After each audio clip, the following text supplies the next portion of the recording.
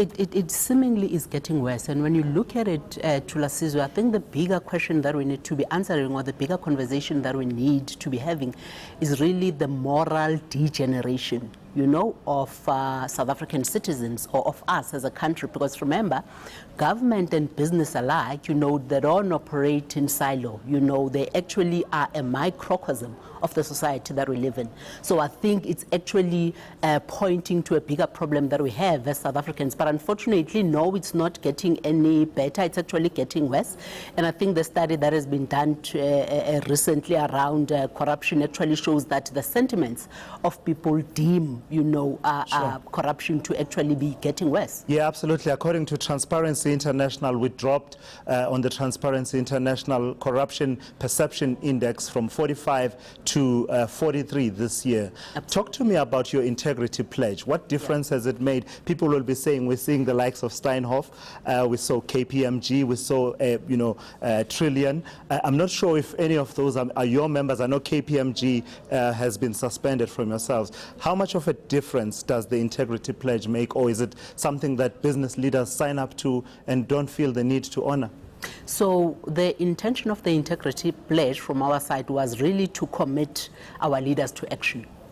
To say that let's commit to running our businesses, you know, with integrity, and saying that we will not tolerate any corruption within our businesses. And now we've taken the conversation further, and we're saying that to what extent is the signing of the integrity pledge and the values that are actually being tabled in the integrity pledge being put in the systems of businesses, so that we ensure that they don't only sign this piece of paper, but they ensure that it's lived values.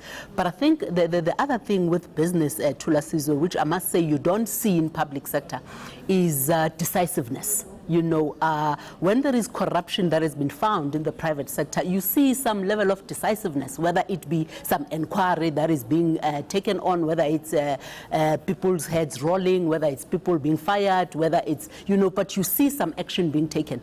And I think the most disheartening thing when it comes to the public sector is that you don't see that. You know, you find corruption and people, it's business as usual. And I know you also suspended Transnet and Eskom from your membership of Business Leadership South Africa. Absolutely. But many people will be saying, suspending them, is that enough? Yes. When will we get to see you as business becoming activists to the point of you actually go and lay the charges yourselves? So we suspend them with a view of working with them to say that what has gone wrong, you know, what has gone wrong within your systems, within your processes, within your controls, you know, and how to assist you to actually fix the problem, as it were. Who are the people that were found to be actually guilty? What are we doing about them? What messaging should we be sending out to business to restore the, or rather to the country, to restore the confidence? You know, and I agree with you, more can be done, you know, and the intention is to actually do more. Absolutely. I mean, because someone watching this will be saying, here we are pontificating about corruption and how business is fighting it, and someone like Marcus Jooste, you know, who was implicated in what Steinhoff called accounting irregularities. And, you know, someone will say your voice has not been loud enough. Accounting irregularities is actually corruption. So I think we need to stop also using all these fancy terms. But I think the point I'm making, Thulasizwe, is that you see action being taken in business. Is it enough? Far from it. You know, we could be doing more.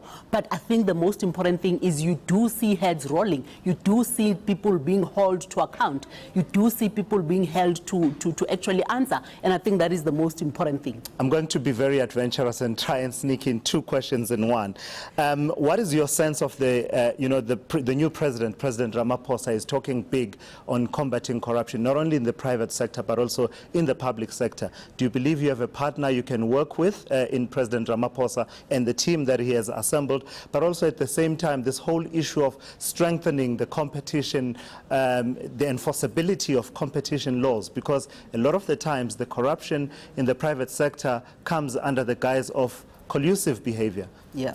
So Try and tackle both. We definitely think we have a partner in President Ramaphosa simply because of the actions that he has taken so far. He's been very decisive, and I think that has been actually what has been lacking in our political sphere. You know, we have seen the business confidence rise, we have seen the consumer confidence rise, we have seen, you know, the rand strengthening, we have seen, you know, the growth numbers that we've actually posted in the last quarter and so forth, all against decisive action. And I think that is what we've been. So I think his actions so far is ones that have actually been saying that this is someone who's actually committed to action and who's committed to doing something right.